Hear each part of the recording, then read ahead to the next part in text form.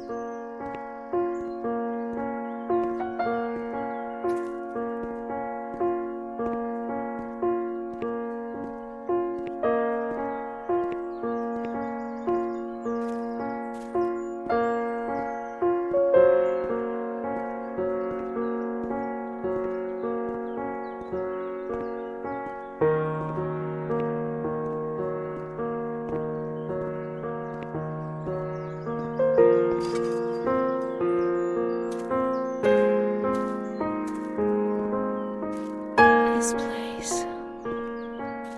Time. Memory.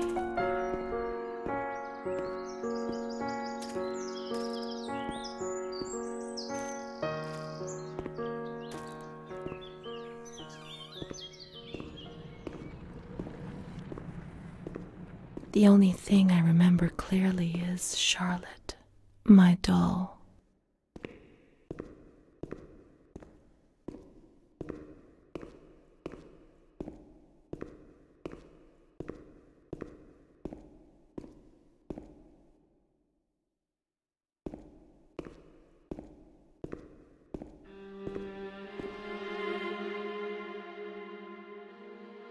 Mummy took good care of Charlotte.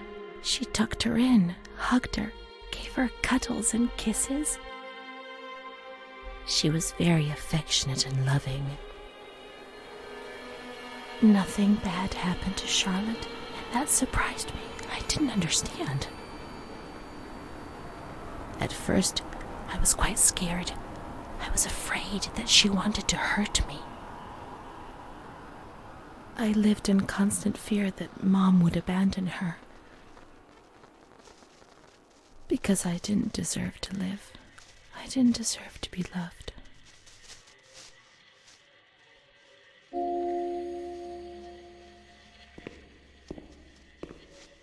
It's cold and it's dark. Look, she's cold. She'll get ill. We can take care of her. Nobody can stop us. Charlotte is a good girl.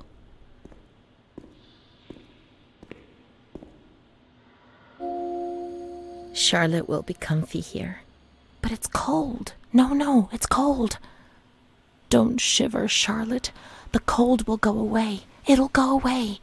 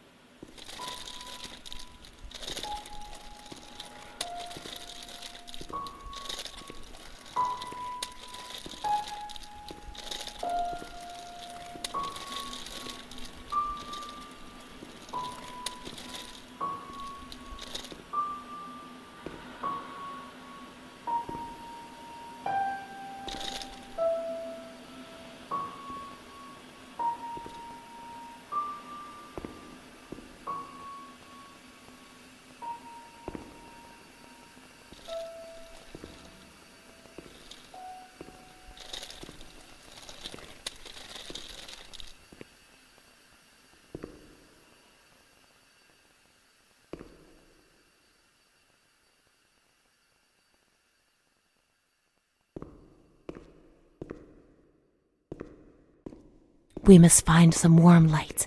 Let's go to the surgical ward.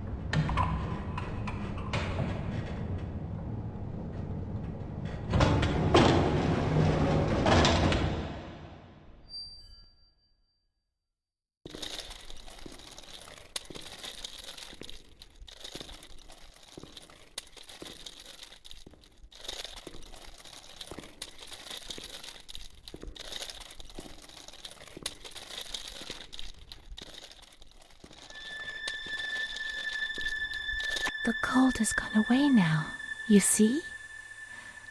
The light, the warmth.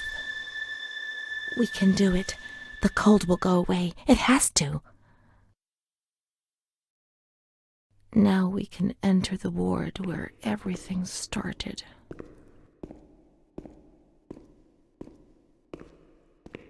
It all began in the observation ward on the ground floor.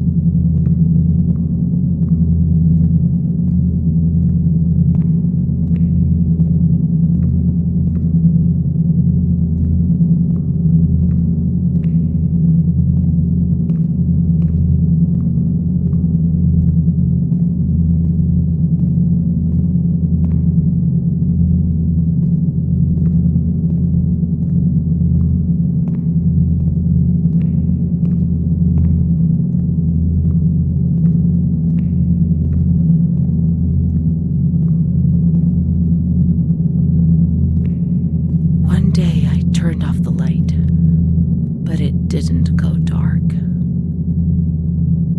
It was a limitless immensity, a blinding, merciless light.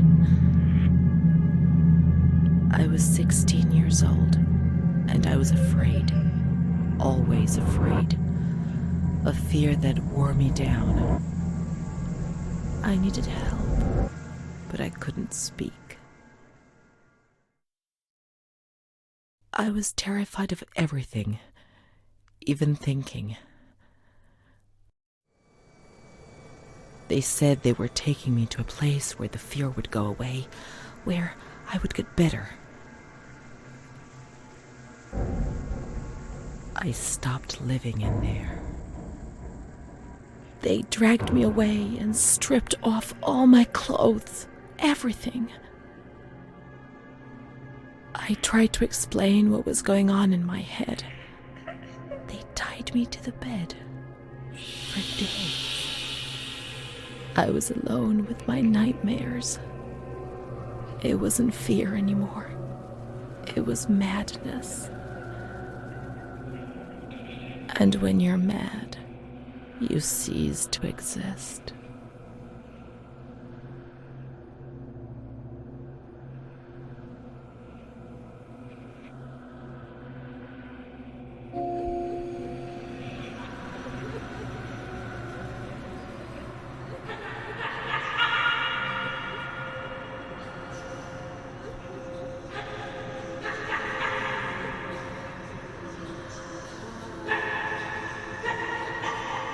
She was my only hope in this hell. I was descending down among the damned. But that woman and her smile kept me alive.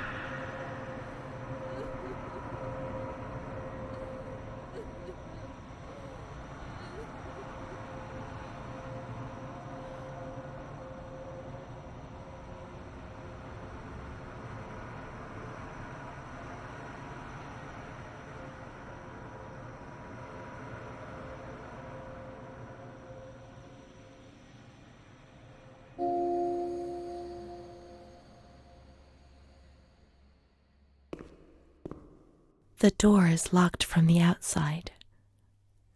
Here the doors can only be locked and unlocked from the outside.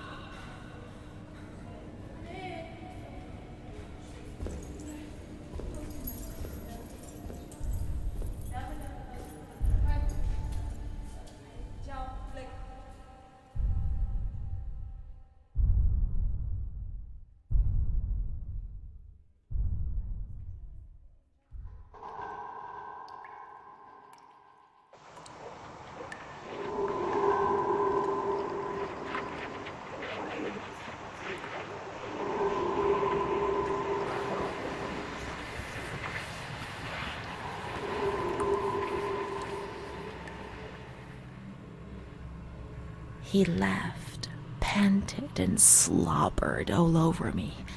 It hurt me when he touched me. I thought I'd suddenly split open with a loud crack, and I would be shattered into pieces.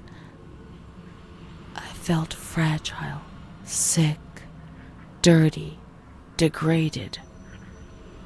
All I could do was clutch Charlotte tightly while Renee obeyed. He was the master in the realm of light. I was being consumed by the evil act I had committed. I threw up and could feel hell getting closer and closer. Those tests the doctors did to me. They said there was something growing inside, and they wanted to drag it out of me.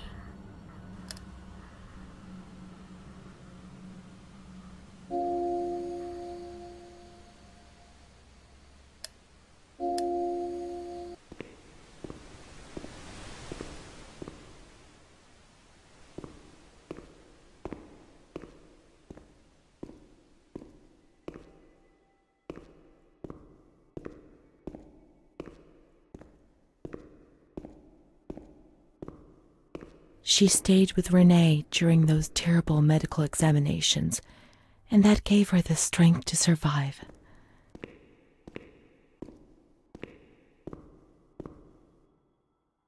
They went to the gynecology ward on the upper floor.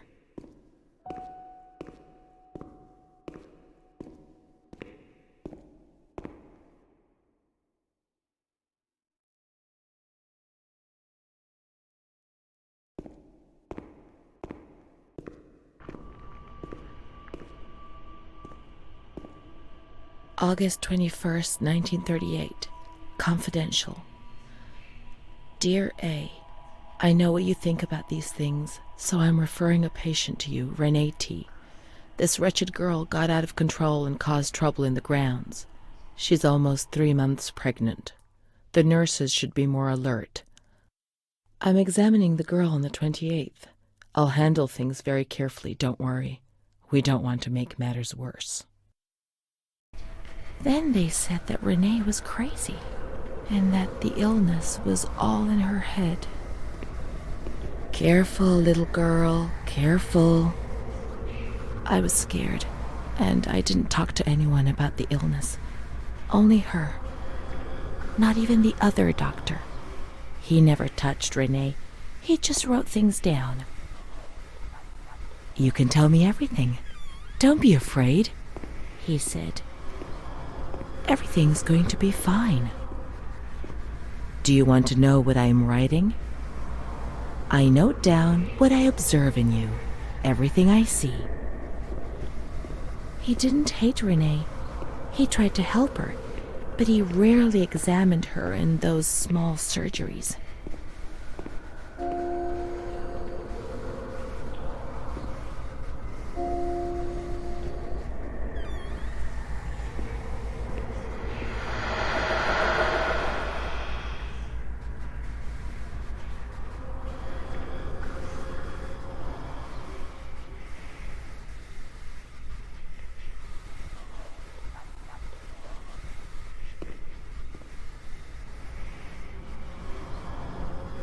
March 12th, 1938.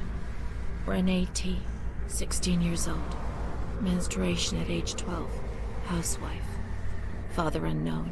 Mother a seamstress. Admitted in observation yesterday morning from Pontedera, accompanied by a police officer authorized by the examining magistrate of the Court of Pisa to be admitted for a psychiatric evaluation, which I have carried out. Medical certificate. Mental illness preceded by warning signs. Has suffered from depression for a year, believing she had tuberculosis. Food deprivation. We can't read this document. It is forbidden. We mustn't. If they find out, there will be trouble.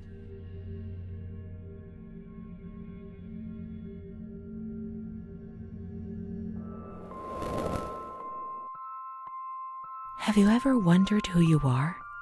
Yes, of course you've wondered.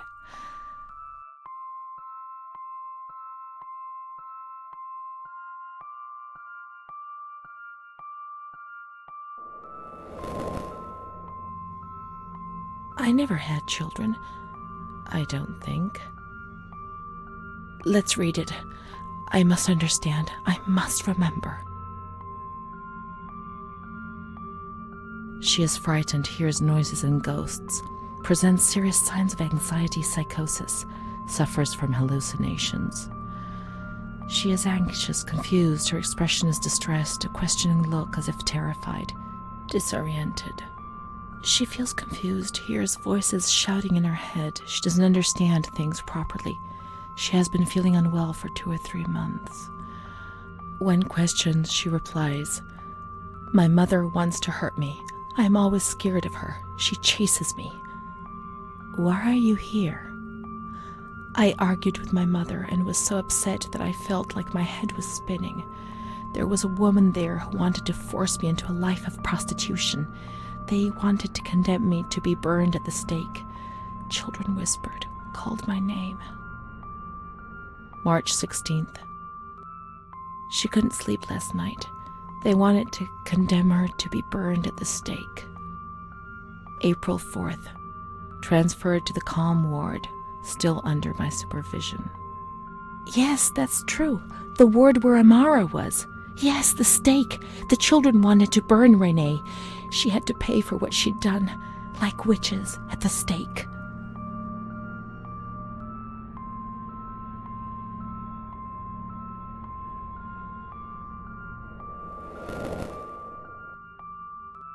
So many things frightened me.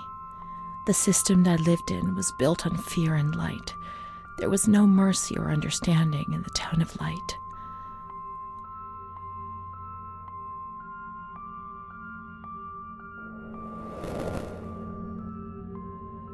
April 21st. She's more awake this morning and is responding to questions, complains of headaches. She became agitated when she found out her mother was there.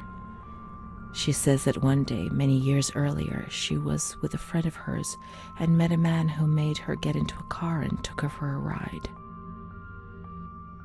He made her smoke cigarettes and drink liquor, and the man showed her certain things. He tried to hurt her and made her go crazy. She says he promised to marry her and made her swear to keep what had happened a secret. These facts were essentially confirmed by her mother. After that, she became arrogant, impatient, and hostile towards her family, especially her mother. She started taking off her clothes in public. Her moods would swing from laughter to tears. She rants. She pleasures herself. I can't remember these things, only the guilt, the stake. I know I deserved to pay for that guilt.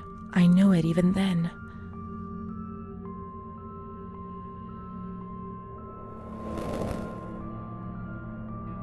She was uncooperative during the examination. She didn't want to be stripped and her body remained rigid. Voluntary attention almost totally absent.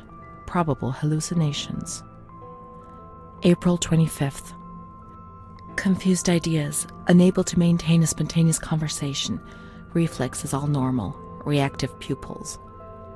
Let's find Amara, and we'll find the full medical records.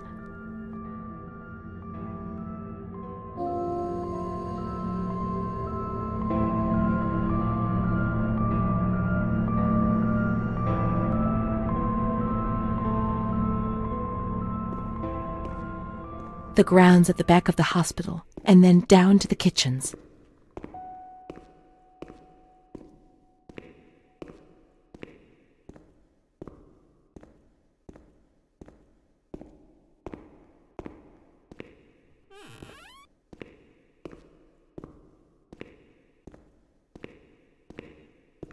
This is the road we used to take. If it weren't for her, in the grounds on that bench in spring, so many days. It was an escape, watching nature around us as she talked and smiled. And then there were the kitchens. Sometimes we stole food and ran back to the bench to eat it in secret, and we laughed.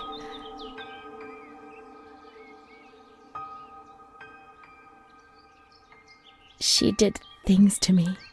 Sometimes she touched me.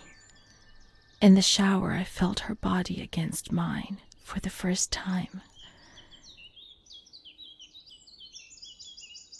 It was a shiver that warmed my soul. Eyes closed, the light slipped away.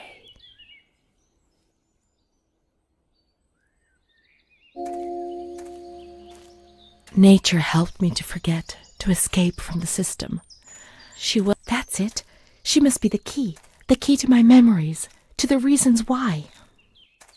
The scent of spring. The land of light was far away, and we spent the days chatting on the stone benches.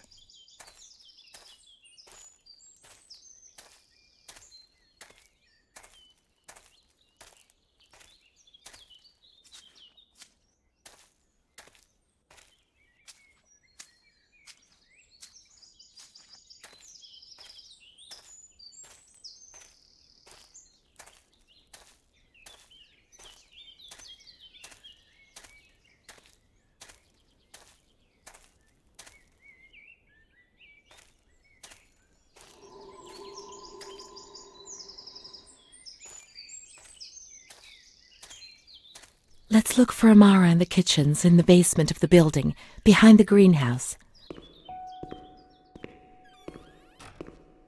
Come on, let's look everywhere. She must be here, I'm certain.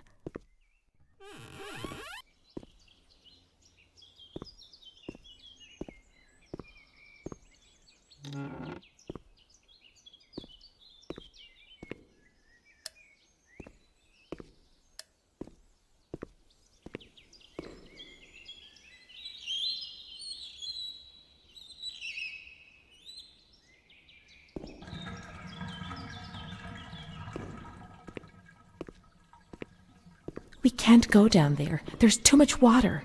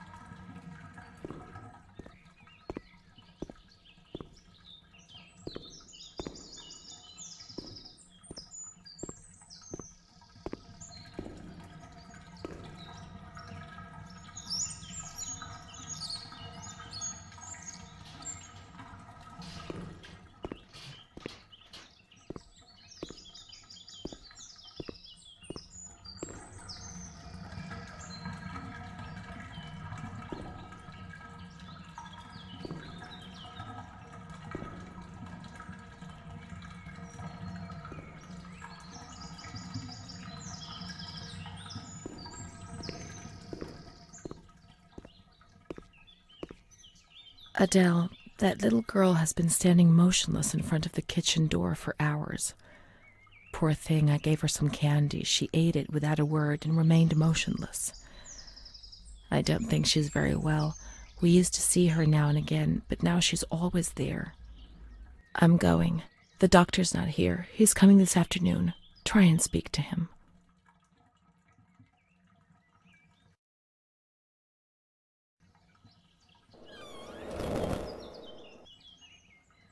Poor thing. Lost in her dreams. She was only a little girl. But nobody gave her a cuddle. They punished her instead. They said she was sick and her dreams were troubling her. They weren't even hers anymore. I need her. But we will find her. We'll find her, won't we? When the water in the shower was cold, we ran away. But when it was hot, then she came to Renee under that cruel white light. I can still feel the shivers her body gave me. Everything must return to how it was. If we recreate that magic, she'll come to us.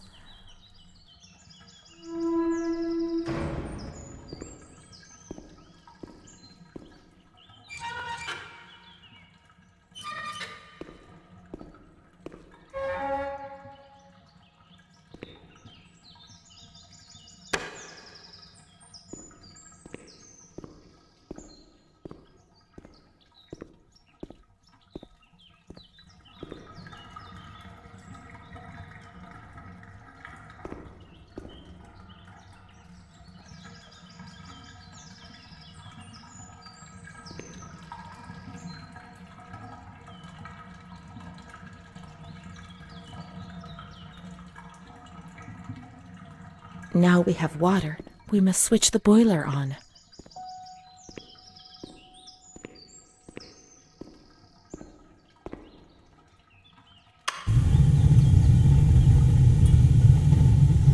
Now everything is ready. We can go to the bathroom. Now everything is ready. We can go to the bath, that narrow corridor in the kitchen. We can go along that narrow corridor. We'll meet her in the showers, in the kitchens.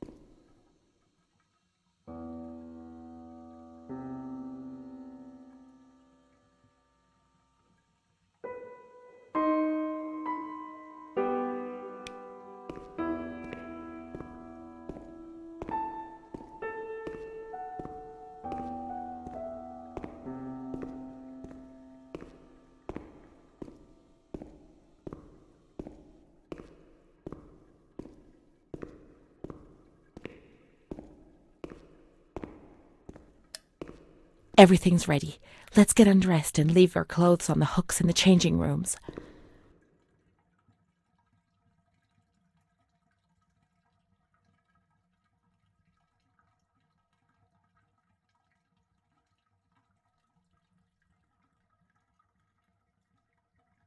Let's turn the water on now, and everything will be as before.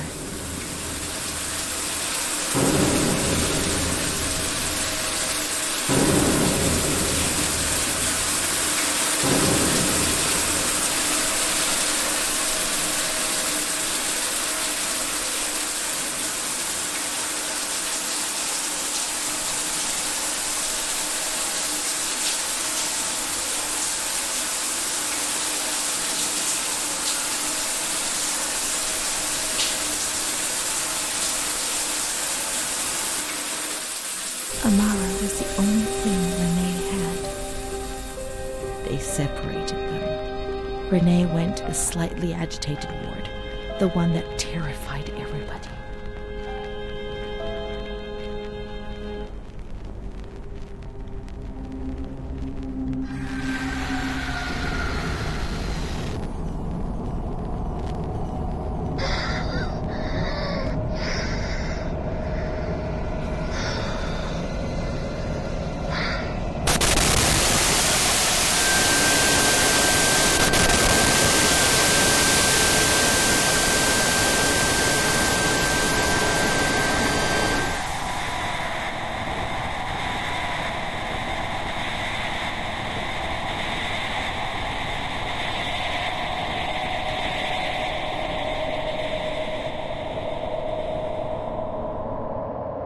Those injections were a torture, the just punishment for what I was doing.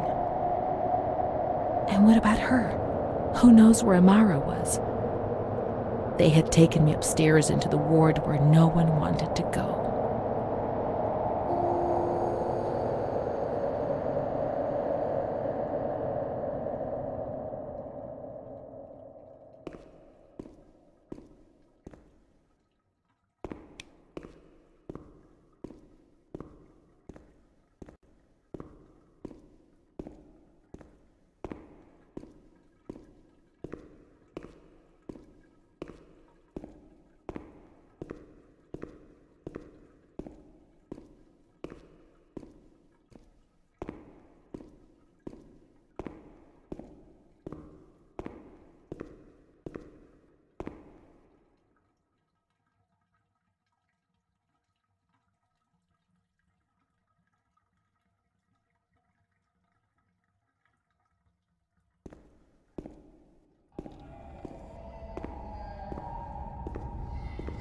When there was too much chaos, they closed all the windows and the door.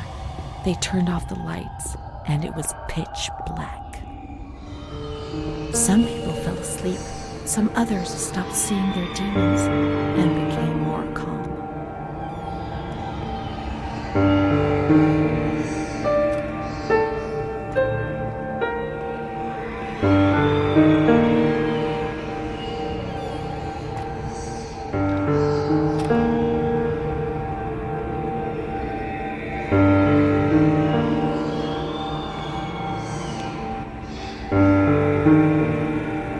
A straight jacket on you.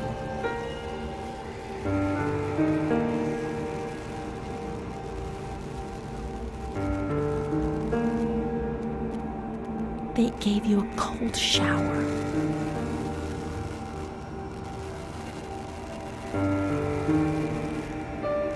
They suffocated you with a sheet.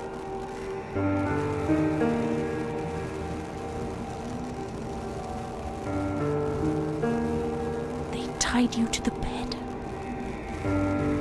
They tied me to the bed.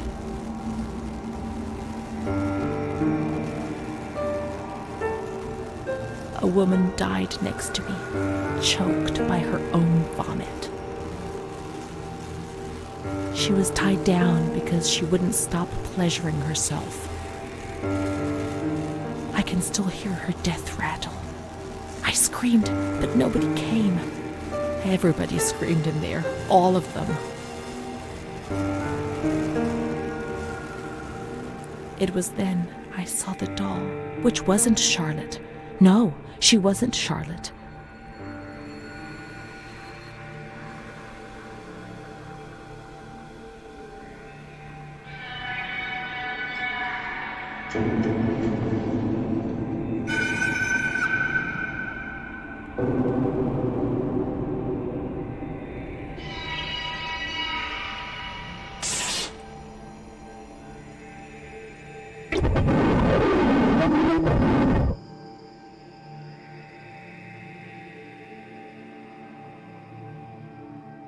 The past was like the present.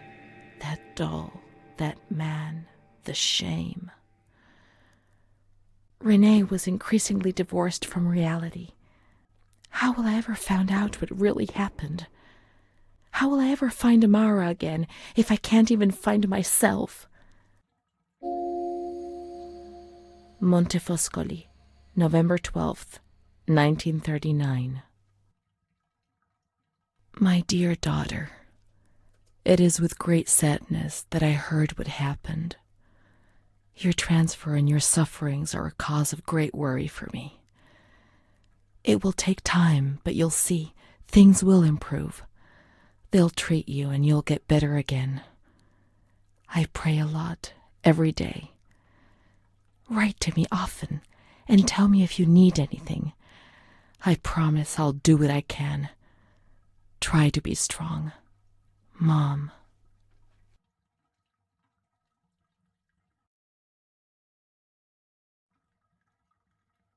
This is the last letter she wrote to me. Once I was put into this ward, I was overwhelmed by loneliness. After that medical examination, I received no more letters from Mom. Why is that man here? Why doesn't she come to see me? Did I make a mistake? It didn't seem like she wanted to abandon me. What did I do wrong? I'd like to be able to reply to her again now, to change things.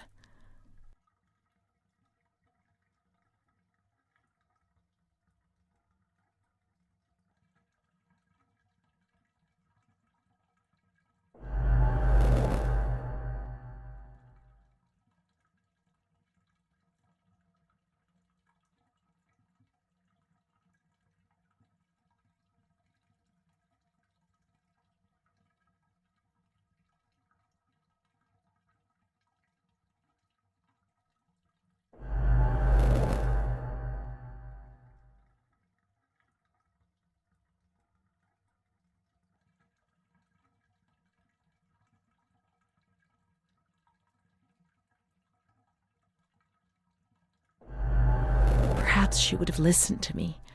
Will she reply?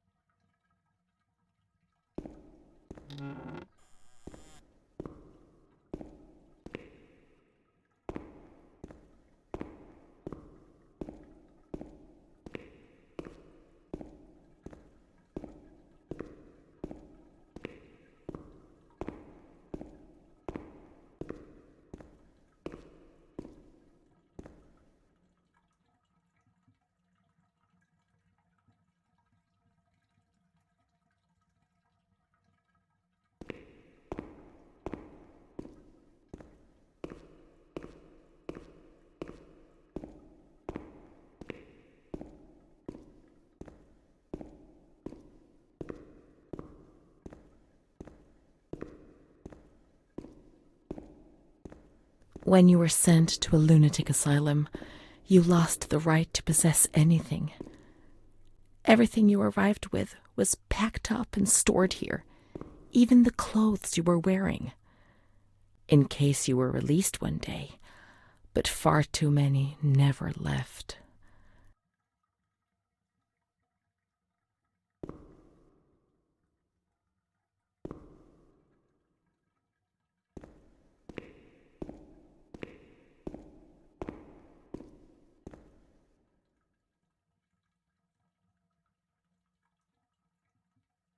Dear Mother, please, I beg you, get me out of this place. I'm so frightened here. You were right. I know I was wrong. I understand. I'm so ashamed. If only you knew how much. But now I'll behave myself, I promise. Now things will be fine. I'll work hard. I'll be very good. Your daughter, Renee. This letter. It was Renee's letter, just as she wrote it back then. But it was never sent. Why? Why did this happen?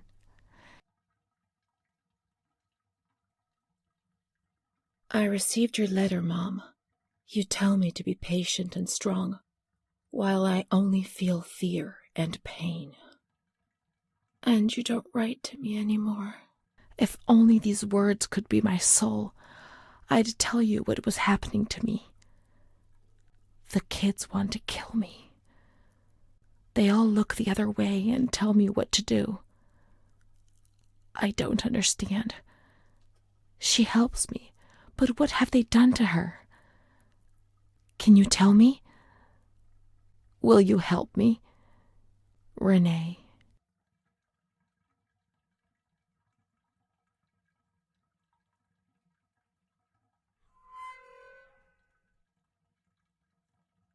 Montefoscoli, July 7th, 1940. My dear daughter, I have received no news from you. You have not contacted me in months. I'm sorry, but I don't have the money to come and visit you. Do you remember Mr. Onofrio? He'll soon be in Volterra for business. I've asked him if he would be kind enough to ask the director for some news about you.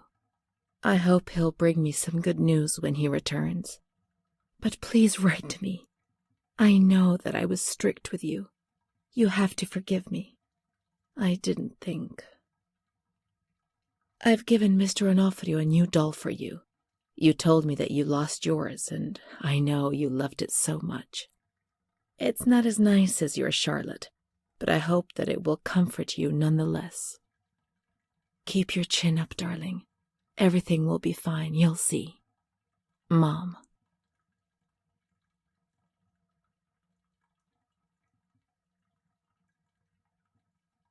Montefoscoli, October 12th, 1940.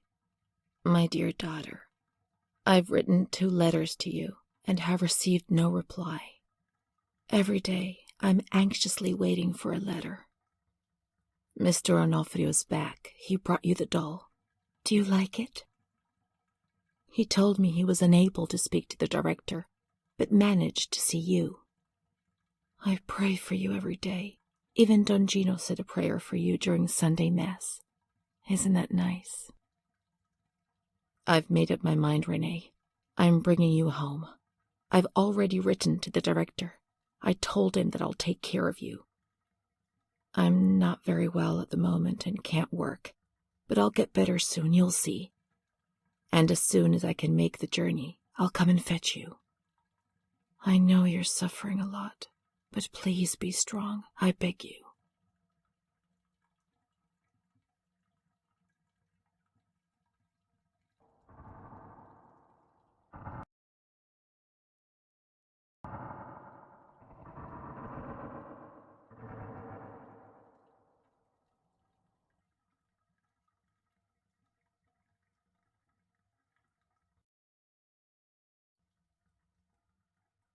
Mom will come to fetch Renee, won't she?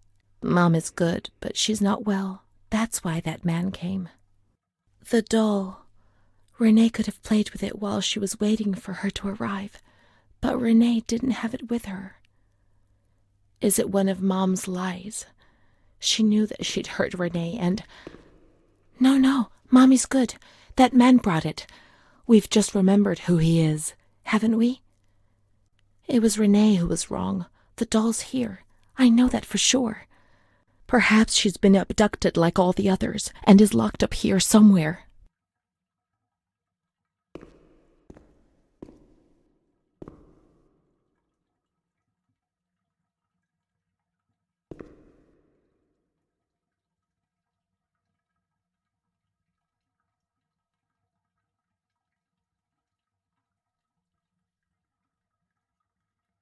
Now we can open the bundle on that table in front of the window.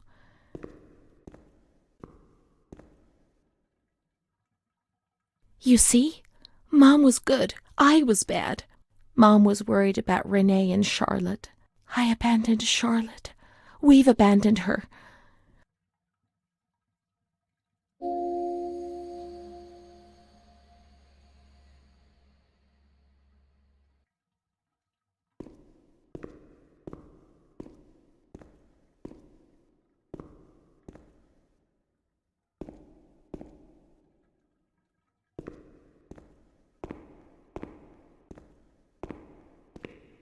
Let's look for Charlotte. We have abandoned her. Will she still be where we abandoned her, under the warm lights?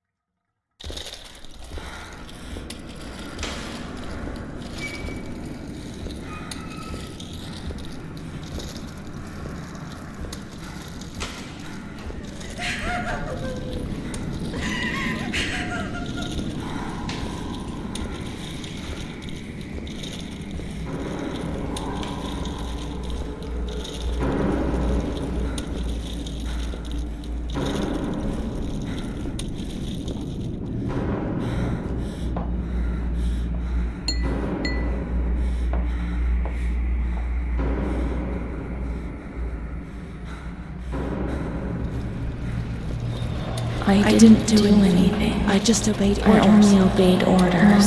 Charlotte has gone away. Mom will come and get us. She loves us, even though we're orders. Won't leave us alone. I didn't do anything. I only obeyed orders.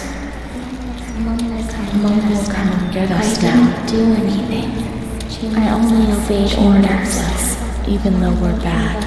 Mom won't leave us alone. I didn't do anything. Charlotte gone away. I only obeyed orders. Mom will come and get us now. She loves us, even though we're bad. I didn't do anything. I only obeyed orders.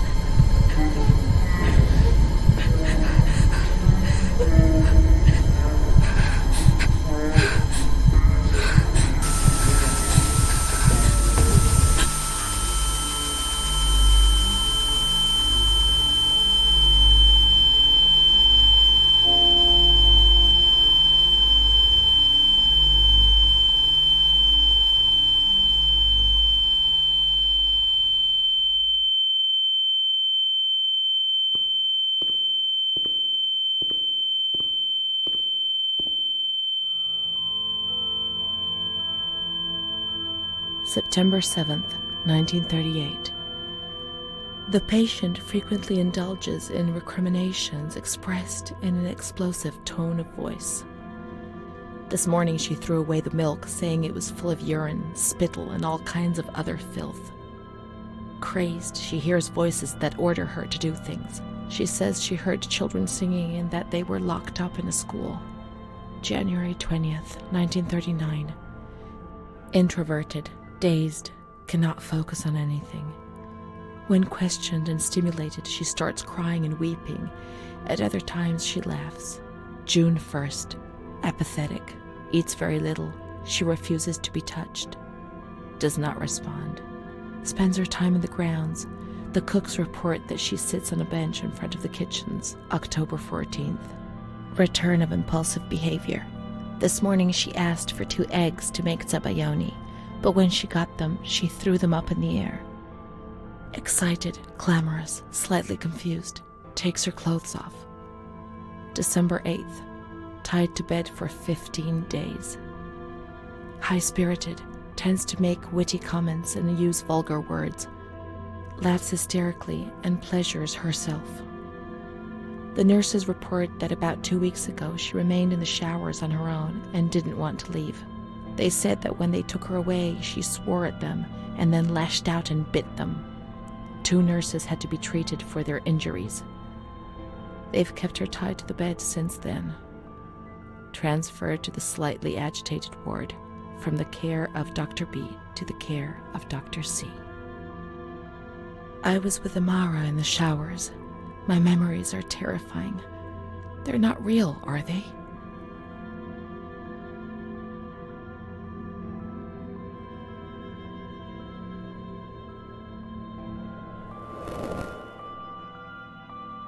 December 15th. Dr. C. Patient notes. The abnormality of her psychic state has induced her to lead a life which is irregular and tends towards delinquency. Of fickle and flighty character, she regularly discards her household duties and engages in occasional prostitution. Prostitution? No one would have ever believed a lunatic, let alone a lunatic who lives in the worst sort of sin. Could such a person ever have been subject to sexual violence? Certainly not.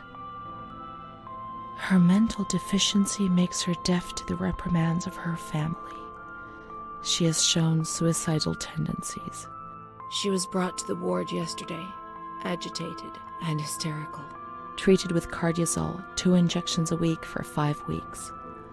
They were only trying to confuse us with the therapy, and my God, they succeeded. It was as if they wanted to instill the madness into us.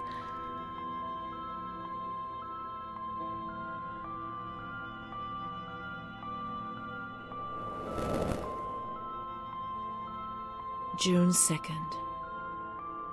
After a long period of calm and improvement, the patient is very agitated today and vehemently refuses to submit to a gynecological examination. She swears and curses those helping her, flailing her arms and hitting them. According to reports by Dr. B, the patient has been subjected to periodic checkups since she had a spontaneous abortion about 2 years ago in her 3rd month of pregnancy. Conception occurred after she had sexual intercourse with a stranger who sneaked into the hospital grounds.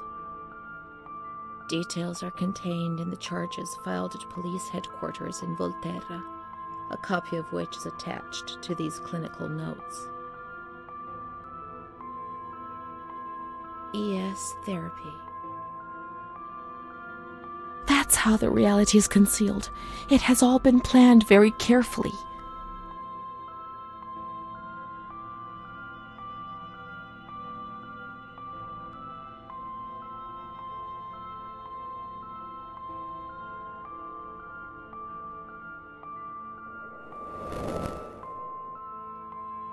June 13th. The nurses report that she descended into a state of great mental confusion after receiving her mother's letter. She threw her soup over another inmate because she was very anxious, and then punched a nurse.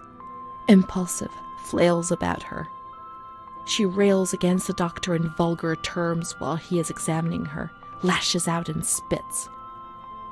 Block all correspondence to give the patient no further reason to become agitated. August 20th, tied to bed. The nurses report that the patient is extremely agitated after the visit of a relative or family friend. 2 days later, she is still shouting all the time that he commands her, that she must obey and harm herself, and that she is not Charlotte. All visits forbidden, constrained to bed, and intensification of ES therapy until we achieve results. No contact with the outside. That way nobody knew what was happening within these walls.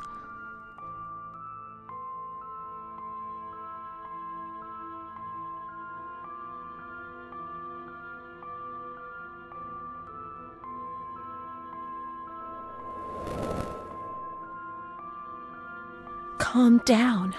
You must be calm. Don't get agitated. We'll make you calm down. Is that the only thing that matters? Is tranquility worth the price of not living?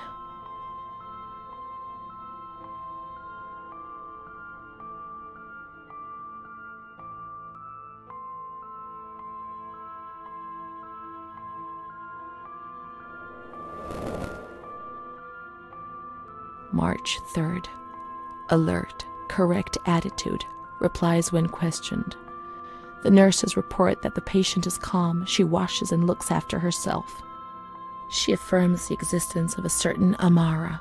She says that Amara is a patient who disappeared when she was moved to this ward. No confirmation. Probably a regressive hallucination. Evaluate transfer. Did I imagine Amara? That's not possible. She was there. I know she was there. I feel it. She must have left some traces of her presence.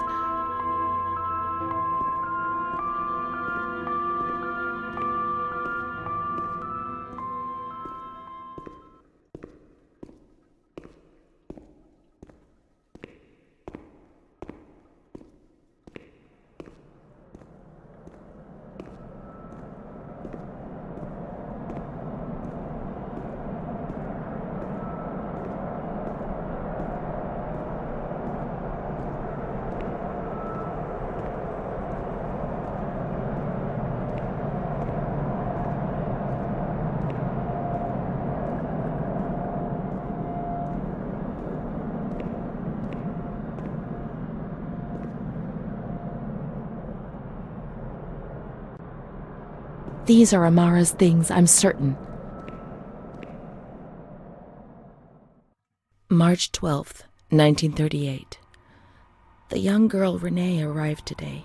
Poor thing, she was terrorized. You see, she remembers the first time we met. I talked to her mother, the dear lady, and she expressed her fears to me, and I promised I'd keep an eye on her daughter. The lady told me her daughter's doll had been taken away, and this worried her. Because when she becomes depressed, as she is now, Renee barricades herself in her room and can't communicate. The doll becomes her voice, eyes, and ears.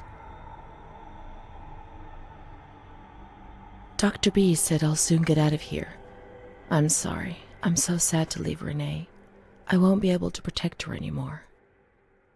My poor friend. She was hoping to be able to get out of here, but nobody ever leaves this place. That poor girl is really ill. I am the only one she ever speaks to. I told her I was leaving, and she stared at me, saying that I would never leave. It was quite unnerving, and then she started to cry. I felt like crying too. She didn't say anything else. What worries me is that I'm sure that terrible man is watching her. He was the one who brought her here, and of all the good people, why did it have to be him? She knew. I told her everything. She knew about that man. That's why they wanted to make her disappear from my life. But I instructed a nurse friend of mine to keep an eye on her, and I'm sure she will, because she's a good woman. Her friend the nurse. I vaguely remember. She worked on this ward.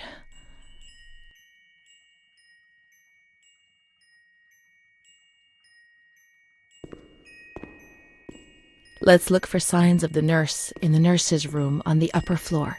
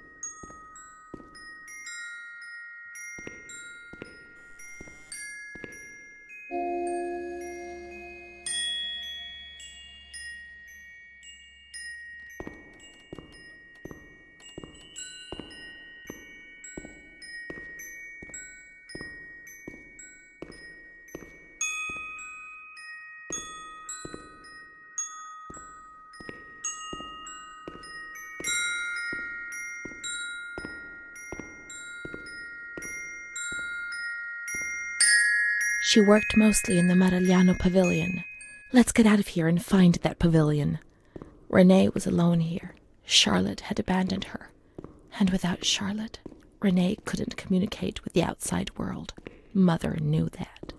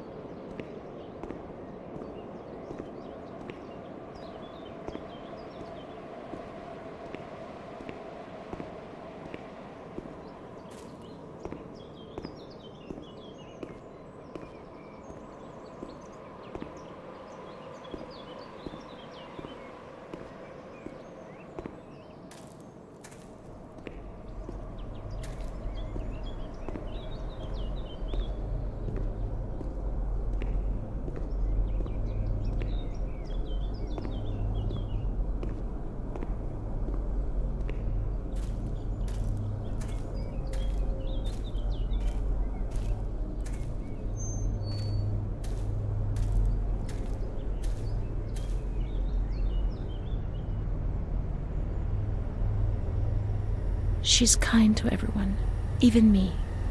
I felt a little better when I saw her. The sick children laughed and played with her. Not even they could frighten me. Don't annoy Renee. She's a princess here. Didn't you know? She told stories. She said there was a war out there. But they stared at me and frightened me.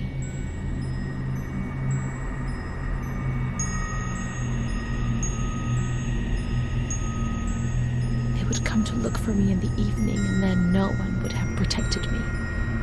Not even you, Charlotte. Am I right?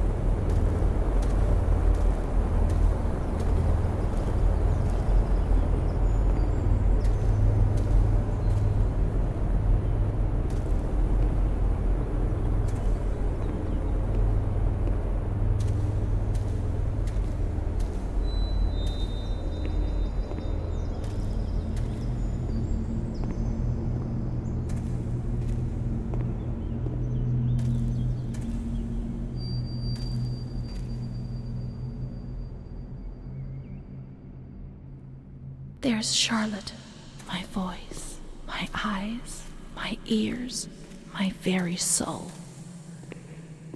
Let's go and play together again.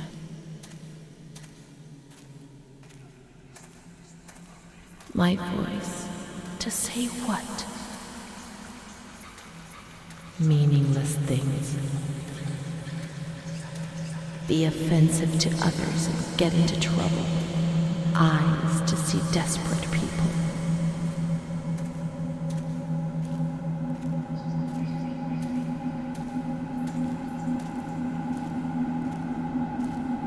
In the mirror, the shadow of my former self.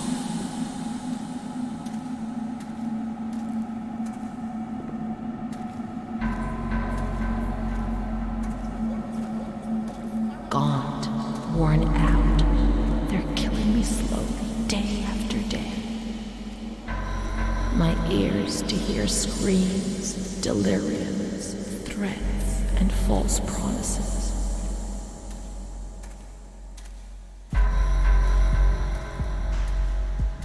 It'll be all right. Everything will pass. My soul, incapable of living.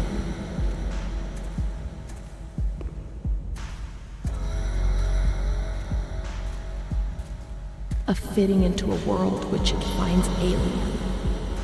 It's moving further and further away from me, always further.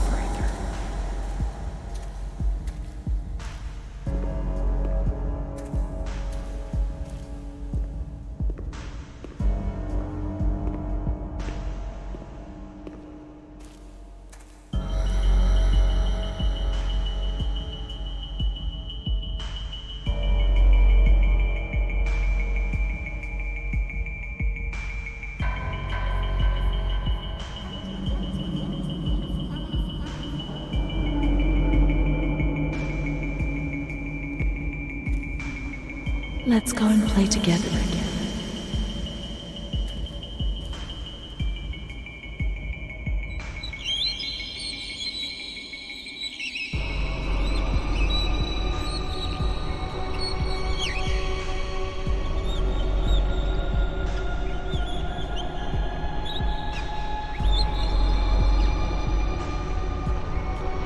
I'd like to lose my voice.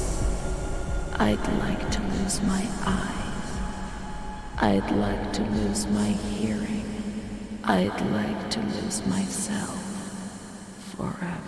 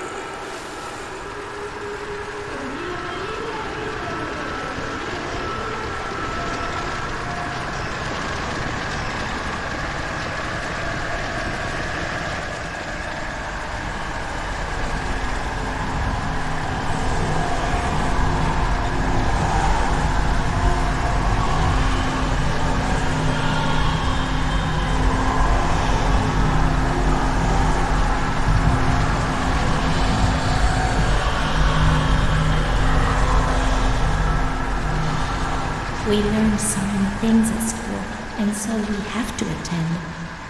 How would we get on if we didn't? I do.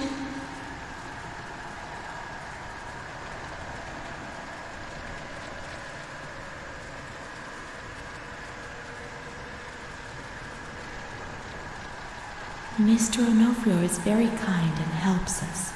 If he's not here, I have good reason to be afraid.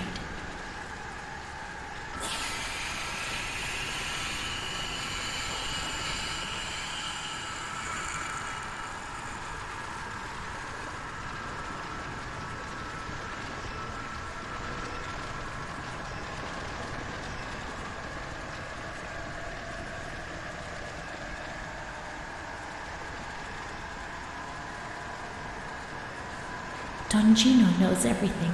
He speaks to God and he tells him lots of things.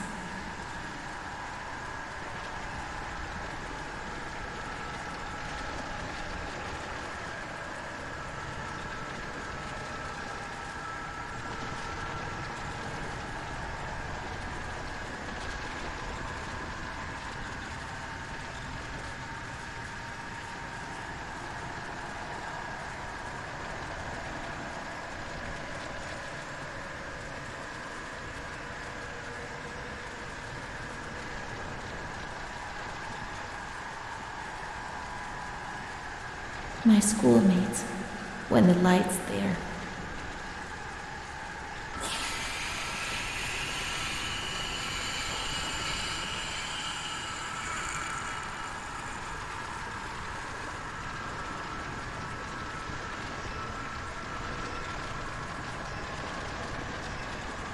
A cat goes into my mouth and eats me from inside.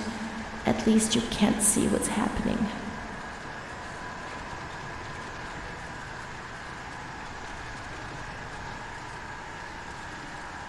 Rene's kind to Don Gino, but he always frightens me.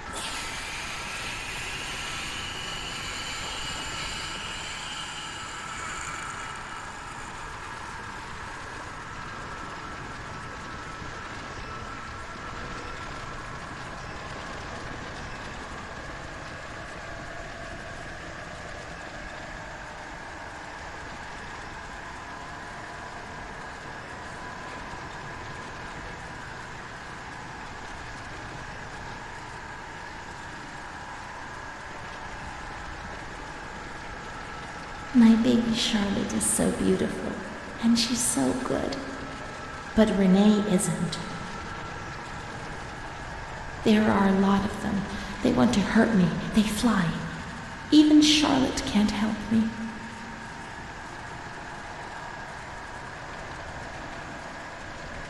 Mom works so hard because I have to eat, or I won't grow.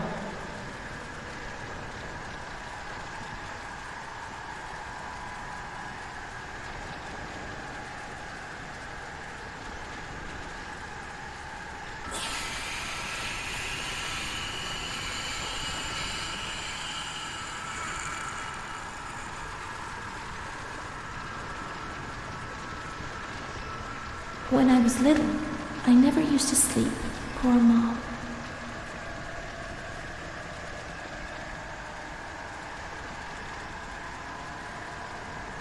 Mr. Onofrio is so nice. I'm bad because I'm not kind.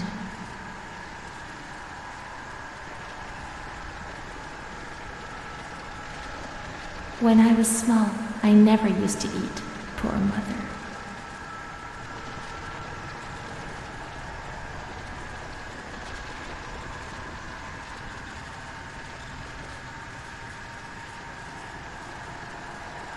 Mom always has to work because it's so cold in winter.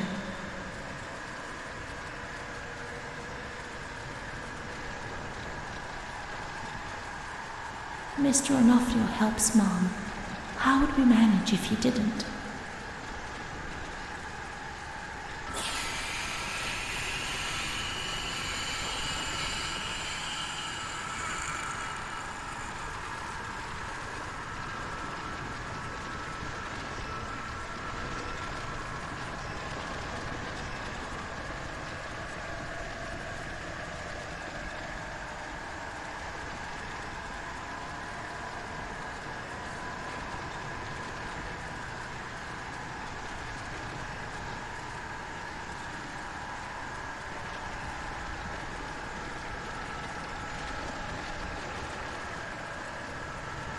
A blackbird's eating my head.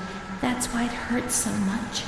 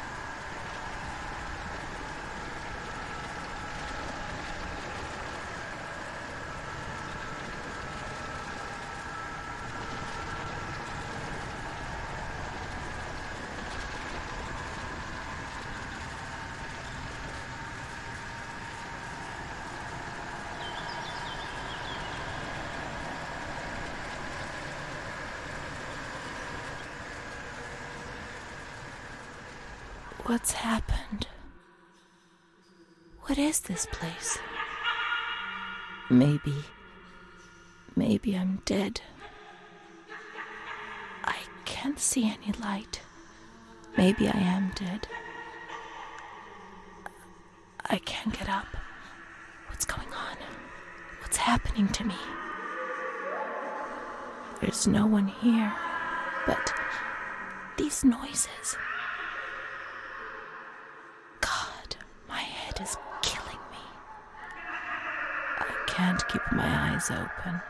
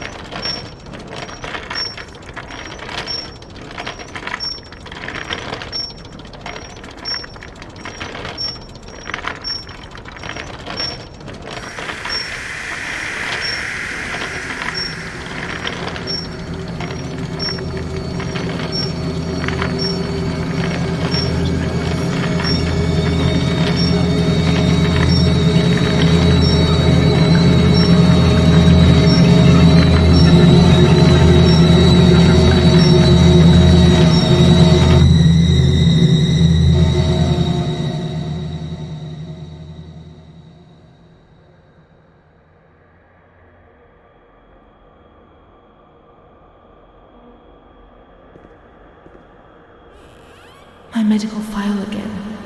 I don't want to know. I don't want to know anymore. There's only confusion. There were some who had scarcely seen me. They thought they knew me and understood what was happening to me and could decide about my life.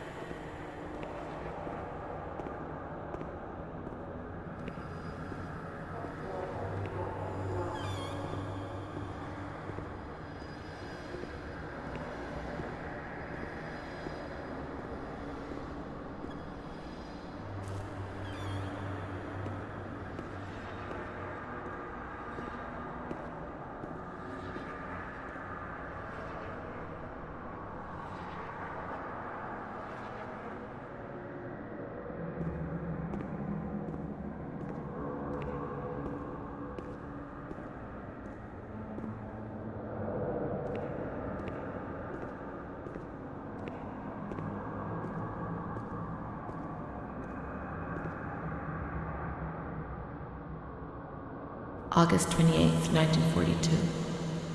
We hereby notify you of the death of Ada T., mother of Renee T., a patient in your institution. No known relative. Sincerely yours, Onofrio P. I have no one left in the world. Nobody at all. Solitude is very strange. It muffles everything, slows it down. It's an endless scream that makes no sound. A silent scream. I can't stop looking at myself. I will never leave this place. There is nobody up there for me. These walls have become my skin, and the wretched desperation within them is my soul without a voice. Here, nobody weeps anymore. How I would love to feel life, desperation, anger. I've stopped dreaming, daydreaming, maybe even thinking. I've lived in a reality which has corroded me and has stripped me of everything, even my ability to feel pain.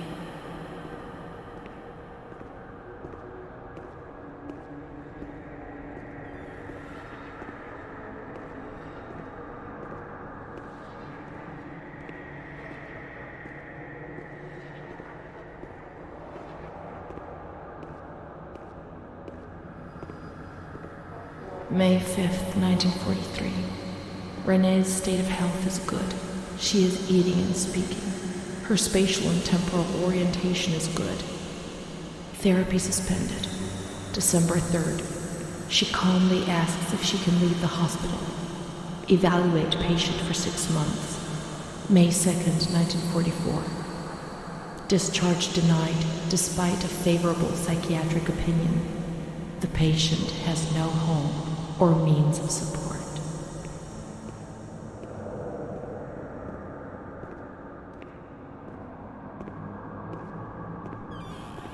May 4th. The reasons why discharge is impossible are explained, and this is how Renee learns of her mother's death 2 years after the fact.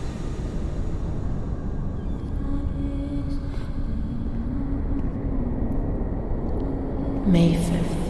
She tried to kill herself in the night by hanging herself with a sheet, saved by the nurses.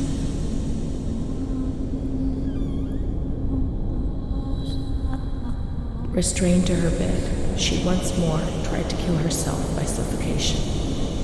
The decision has been taken to perform a transorbital lobotomy.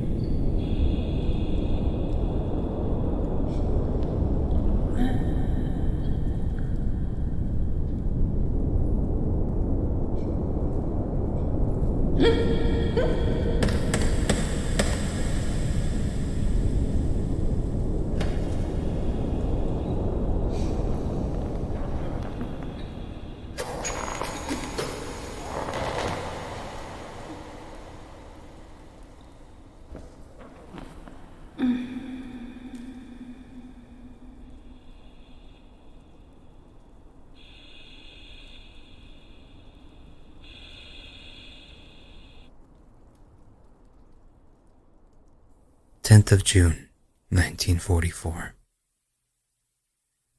Operation successful. Patient tranquil and collaborative. Motor coordination capacity reduced, but she's improving. Transferred to the Tranquil department in the care of Dr. B. 25th of October. Continues to talk about Amara and her doll, Charlotte. The disturbances of motor capacity show slight signs of improvement. Difficulty walking, not capable of riding, and the nurses report that they have to help her dress, wash, and feed herself. In the summer of 1944, Renee was transferred back into my department. Aware of little, indifferent, hardly ever spoke. One day, she said, "When I find the courage to look at myself in the mirror, I see a young face which is aged and looks at me full of fear." She is a woman now who has changed profoundly compared to the girl that I had under my care several years ago. Only the sadness of her gaze and her intelligence are unchanged. She's so young, just 23 years old, but is lacking all vitality. Perhaps her condition may improve, but probably